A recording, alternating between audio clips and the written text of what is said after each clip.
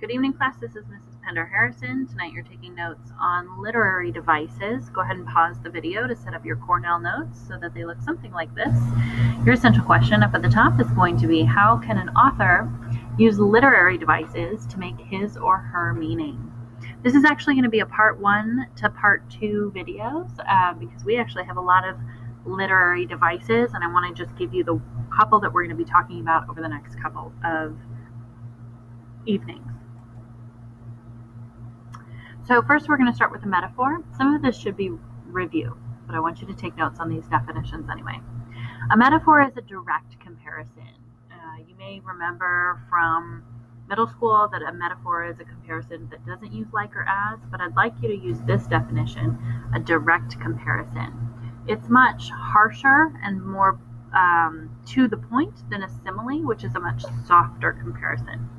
So a direct comparison, we will probably read this short story called The Yellow Wallpaper later in the year. It's about a woman who is describing this ugly wallpaper that exists in her bedroom. When describing it, she writes, "There are always new shoots on the fungus and new shades of yellow all over it." Now, there's not actually fungus on her walls. She's describing the pattern of the wallpaper. Next, we have a simile, which is an indirect comparison or a softer comparison. Now, sometimes we do have words like or as. Sometimes even the word seems can give you a clue that something is a simile, but not always. Another example from the yellow wallpaper is, "There is a recurrent spot where the pattern lolls like a broken neck and two bulbous eyes stare at you upside down." Again, she's describing the pattern of the wallpaper. Personification is another comparison, but this time the comparison gives an inanimate object like a lamp or a tree human-like qualities.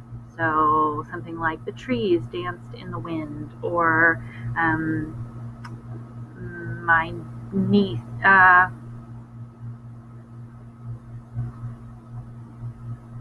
my teeth chattered in the cold, something like that. An example from the yellow wallpaper might be, "I hate to see moonlight sometimes. It creeps so slowly and always comes in by one window or another." Something that you want to look for when it comes to personification are those verbs. So when an object is verbing or doing or singing or dancing or creeping or laughing or tearing, whenever an object is verb something, it's usually personification, and depending on the verb chosen, it's either a good comparison or a bad comparison. For example, creeping is usually a bad comparison. It gives this moonlight some sinister behavior, because moonlight actually doesn't creep anywhere. It doesn't do anything. It's not a human. Hyperbole is another type of figurative language, which makes it a literary device. Hyperbole is an exaggeration used to make a point. I have a mountain of homework to do tonight. Now, if you stocked up all of your homework, it wouldn't actually create a mountain, but the exaggeration lets your audience understand that you feel like this is a giant task that you may or may not overcome. An example from the yellow wallpaper might be, he says he would as soon put fireworks in my pillowcase as to let me have those stimulating people about. Now, my little video is not going to show. That's okay. The mood of a piece, a text, is a literary element that evokes certain feelings or vibes in readers through words and descriptions. So in film, this is actually really easy to see. So if you took the lighting and maybe the soundtrack of Frozen and changed the color scale a little bit and changed the background music, Frozen very easily could become a horror film instead of a cute Disney movie.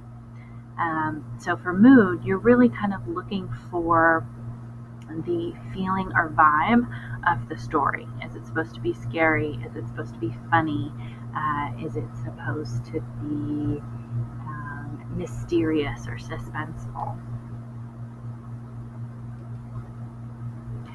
Theme is the central topic of a text. It's always a full sentence. It's never just one word. So, for example, from The Hobbit, either the film or the book, the theme of The Hobbit is that greed is infectious, dangerous, and all-consuming. Motif. This is a very specific one. A motif is any recurring element that has symbolic significance in a story. Through its repetition, a motif can help produce other literary aspects, like a theme or a mood. From Romeo and Juliet, we see a lot of descriptions of light and shadow. There are recurring motifs in this play that reinforce this sense of opposing forces, light and dark, Capulet and Montague, Romeo and Juliet. A symbol is an object that represents an idea to give an entirely different meaning that's much deeper and much more significant.